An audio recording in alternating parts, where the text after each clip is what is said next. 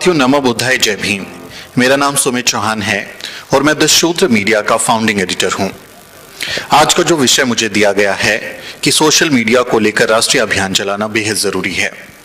मुझे लगता है ये विषय हमारे बहुजन समाज के लिए बेहद जरूरी बन जाता है, क्योंकि जब सोशल मीडिया का उदय हुआ तो दुनिया भर के समाजशास्त्रियों ने और खासकर जो पत्रकारिता के पेशे से जुड़े हुए अध्यापक थे, जो लोग थे, उनको ये लगा था कि सोशल मीडिया संचार का एक नया जरिया बन जाएगा और जो कम्युनिकेशन के साधन हैं उसको बदल कर रख देगा। खासकर जो पत्रकारिता होती है, जो मुख्यधारा की पत्रकारिता है, उसमें आमूलचूल परिवर्तन आएगा। लेकिन उस हिसाब से सोशल मीडिया ने बहुत ज्यादा जनवादी तरीके से काम नहीं किया, क्योंकि हुआ यूं कि जितने सारे मीडिया हाउसेस थे, खासकर अगर हम इंडियन न्यूज रूम्स की बात करें, तो जो ब्राह्मण बनिए और कुछ चंद घराने भारत के जो न्यूज़पेपर्स में और न्यूज़ वेबसाइट्स को या फिर जो न्यूज़ चैनल्स को ऑपरेट कर रहे थे, उन्होंने सोशल मीडिया पर भी एक तरीके से कब्जा कर लिया। उन्होंने अपने सोशल मीडिया टीम खड़ी कर ली, लोगों को हायर किया और जो कंटेंट वो टीवी पर देते थे उसी कंटेंट को, उस एजेंडा के कंटेंट को उन्होंने सोशल मीडिया पर भी देना शुरू कर दिया। तो कुल मिलाकर उन्होंने सोशल मीडिया को एक तरीके से कब्जा कर लिया है।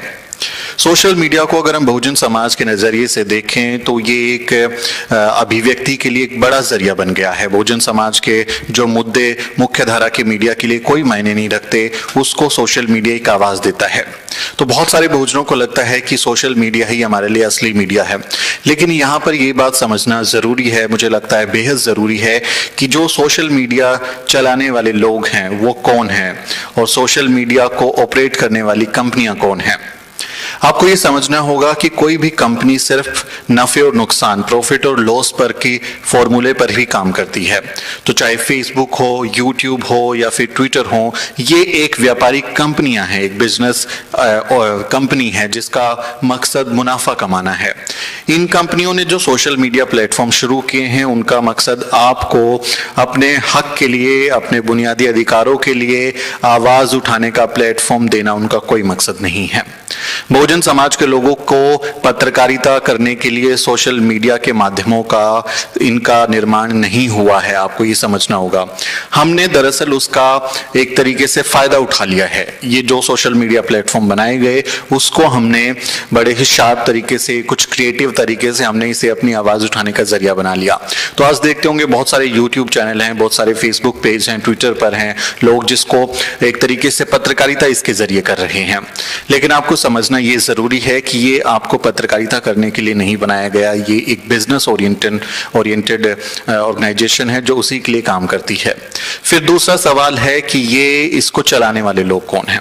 आप देखेंगे कि सोशल मीडिया के जितने भी इंडिया हेड्स हैं वो सब एक ही जाति के लोग भरे हुए हैं।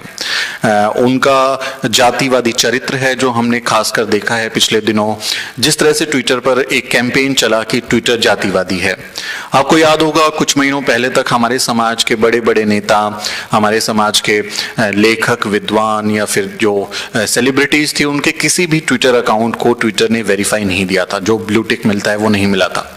तो एक पूरा डिस्क्रिमिनेशन हमारे लोगों के साथ किया जा रहा था। लेकिन जो दूसरे लोग थे वो चाहे उनको कोई नहीं जानता हो, कोई उनकी पूछ नहीं हो, लेकिन उनको उन्होंने ब्लू टिक दिया हुआ था। तो इस तरीके से वो ब्लू टिक के जरिए आपको, आपके समाज के लोगों को ओपिनियन मेकर बनने से रोक रहा था। एक लंबी लड़ाई चली, ट्विटर के खिलाफ अभियान चला। एडवोकेट नितिन मेश्राम, प्रोफेसर दिलीप मंडल और तमाम लोगों ने उसमें कैंपेन किया और फाइनली ट्विटर को माफी मांगनी पड़ी, जवाब दिया और अब कुछ हमारे जो ट्विटर हैंडल्स हैं उनको ब्लू टिक मिला है। तो हमारे लोग आजकल अपना ट्रेंड वहां पर चला रहे हैं और एक तरीके से ओपिनियन मेकर की भूमिका निभा रहे हैं। लेकिन अभी भी आप देखेंगे कि सोशल मीडिया हमारे लोगों के साथ बेहद जानबूझकर भेदभाव करता हुआ नजर आता है। जिस तरह से हमारे अकाउंट्स को बिना वजह बताए सस्पेंड कर दिया जाता है, ब्लॉक कर दिया जाता है। फेसबुक पे देखिए आप, लाखों लाख हमारे पेज पे लाइक्स होंगे, हमारी कम्युनिटी में लोग होंगे, लेकिन उसको पेज को एक तरीके से वो कभी भी ब्लॉक कर देता है और बिना कोई कारण बताए हुए। लेकिन जब बजरंग दल के लोग कुछ हिंसक भड़काऊ चीजें लिखते हैं उस समय पे वो उसको नहीं दिखता है, उस समय पे वो एक्टिविटी नहीं करते हैं। अभी देखिए रिसेंटली बजरंग दल का सामने आया कि फेसबुक ने जानबूझकर उस पर कार्रवाई नहीं की।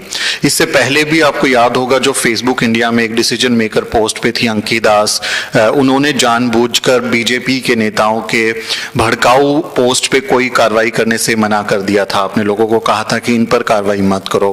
तो ये एक तरीके से वो भेदभाव भी करता है लोगों में, और सत्ता को इस्तेमाल करने वाली जो लोग हैं उनके साथ गठजोड़ भी कर लेता है। सोशल मीडिया दरअसल आज एक बड़ा ओपिनियन मेकर की भूमिका निभा रहा है, जिसमें वो आपको इन्फ्लुएंस करता है। तो जो सोशल मीडिया ऑर्गेनाइजेशंस हैं वो सत्ता के साथ में गठजोड़ कर रहे हैं। आपको याद होगा कि अभी जो पिछले चुनाव हुए तो उसमें जब चौकीदार शब्द का इस्तेमाल हुआ तो बीजेपी के तमाम नेताओं ने अपने नाम के साथ चौकीदार लगा लिया, जबकि जो वेरीफाइड अकाउंट्स होते हैं उसकी जो टर्म्स एंड कंडीशंस होती हैं ट्विटर की तरफ से, उसमें ये साफ साफ लिखा रहता है कि आप अपना रीनेम नहीं कर सकते, आप अपना हैंडल चेंज नहीं कर सकते। और लाखों लाख बीजेपी के हैंडल्स चेंज हुए लेकिन कोई भी सस्पेंड नहीं हुआ, किसी अकाउंट को उन्होंने सस्पेंड नहीं किया और बाद में उन्होंने फिर से रीनेम कर लिया। तो ये खास तरह का व्यवहार वो उनको प्रदान जरूर करता है जो सत्ता में बैठे होते हैं। दूसरा, जब आप फेसबुक या फिर सोशल मीडिया पर कोई एक्टिविटी करते हैं तो उसमें आप अपने आंकड़े दर्ज करते हैं कि आपका किस अवधारणा, किस सिद्धांत के प्रति आपका रुझान है, आप किस पॉलिटिकल पार्टी को सर्च कर रहे हैं, किसके बारे में लिख रहे हैं। आपके जो डेटा वहां पर दर्ज होता है उसका भी मोल भाव ऐसी कंपनियां, सत्ता और अलग अलग ऑर्गेनाइजेशंस के साथ में करते हैं।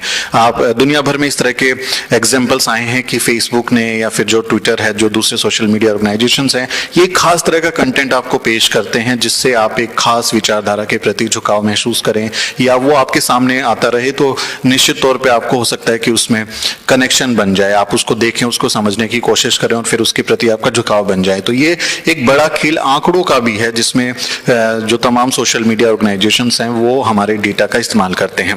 तो ये सोशल मीडिया जिसमें भारत के संदर्भ में अगर हम देखें तो ये खासकर वो लोग हैं जो जातिवादी चरित्र के लोग हैं, जो अपने जनेऊ को अपनी शर्ट के अंदर छुपा के जाते हैं और वहां बैठकर जातिवादी एजेंडा चलाते हैं। क्योंकि हमारे यहाँ पर बहुत सारे जो ऑर्गेनाइजेशंस हैं उनके अकाउंट्स को कभी भी वो सस्पेंड कर देते हैं, कभी भी वो ब्लॉक कर देते हैं। अब जैसे हम यूट्यूब पे चला रहे हैं तो यूट्यूब पे हमारे कितने सारे चैनल चल रहे हैं, लेकिन हमको इस बात की कोई गारंटी नहीं है कि कब वो हमारे अकाउंट्स को बंद कर दे, कभी वो फेक स्ट्राइक करके, कभी वो कम्युनिटी गाइडलाइंस वायलेशन का हवाला देके एक तरफा कार्रवाई जो है यूट्यूब करता है।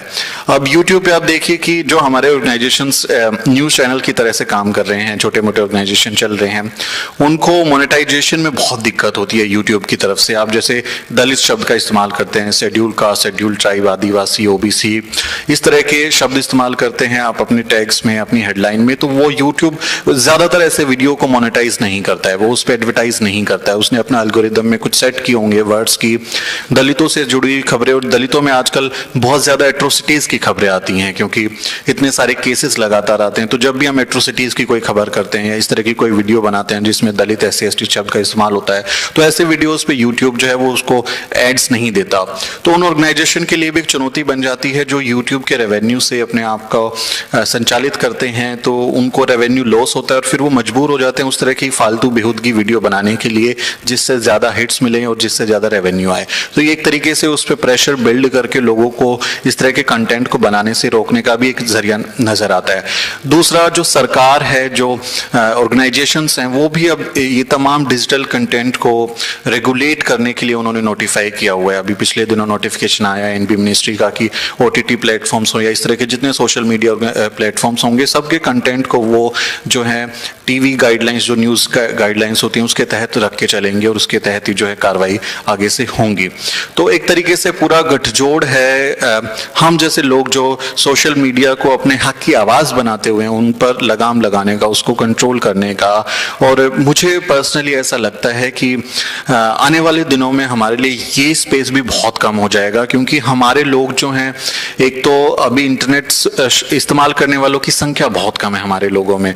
जो बहुजन समाज है वो परंपरागत तौर पर एक गरीब पिछड़ा समाज है जिसके बहुत सारे लोगों के पास आज भी स्मार्टफोन नहीं है, 4G या 3G की स्पीड नहीं है, इंटरनेट स्पीड नहीं है। तो उनको आज बहुत सारे लोग सोशल मीडिया पे हैं ही नहीं, लेकिन जो हैं उन पर भी लगातार इस तरह की कार्रवाई होती है। तो और जब ये एक जाति के लोग, एक वर्ग के लोग और एक जो विचारधारा है उसके लोग जब मिलकर इस तरह से एक्टिविटी करते हैं तो कहीं ना कहीं हमारे लिए एक चुनौती बन जाती है कि आने वाले समय समय में जब क्या हम सोशल मीडिया पर अपनी इस जो आवाज़ को हम उठा पाते हैं। जिस तरह से हमने भारत बंद में जो 2 अप्रैल का SC/ST एक्ट पे आंदोलन हुआ, उसमें हम लोगों ने इकट्ठा किया पूरे अपने समाज को, तो वो क्या वैसे आंदोलन, ऐतिहासिक आंदोलन आगे हो पाएंगे क्या?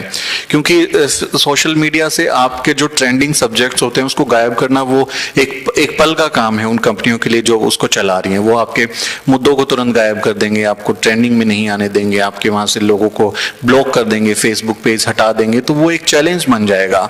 तो आने वाले दिनों में एक चैलेंज लगता है हमारी कम्युनिटी के लिए, और खासकर एक संभावना मैं ये देखता हूं कि क्या इसकी कोई संभावना है कि हमारे समाज के लोग आगे आए और इसी तरह का कोई सोशल मीडिया प्लेटफॉर्म खुद बहुजनों के लिए विकसित हो, जिसमें बहुजन समाज के साथ इस तरह का भेदभाव ना हो, जातिगत भेदभाव ना हो, इस तरह से एजेंडा सेटिंग उनके साथ ना हो। तो क्या इसकी भी संभावनाएं हैं? इस पर भी हम लोगों को सोचना चाहिए, जो हमारे लोग के समाज के अव्वल लोग हैं जो इस सेक्टर में जुड़े हुए हैं, कि क्या वो ऐसे एप्स बना सकते हैं, क्या ऐसे प्लेटफॉर्म्स बनाने की गुंजाइश है जिसमें बहुजन समाज को एक मौका मिले अपनी आवाज को बुलंद करने का। क्योंकि जो ये तमाम ऑर्गेनाइजेशंस हैं उनके साथ तो फिर वो अपने एजेंडा को ही सर्व करते हैं। बीच बीच में हम जैसे लोग बहुत बोल बोल के अपने मुद्दों को उठाते हैं, लेकिन वो रीच कम कर देंगे, आपकी आवाज़ ही नहीं जा पाएगी, वो लोगों तक मिलेगी नहीं, किसी को बात ही नहीं आपकी पता चलेगी कि आप क्या बोल रहे हैं।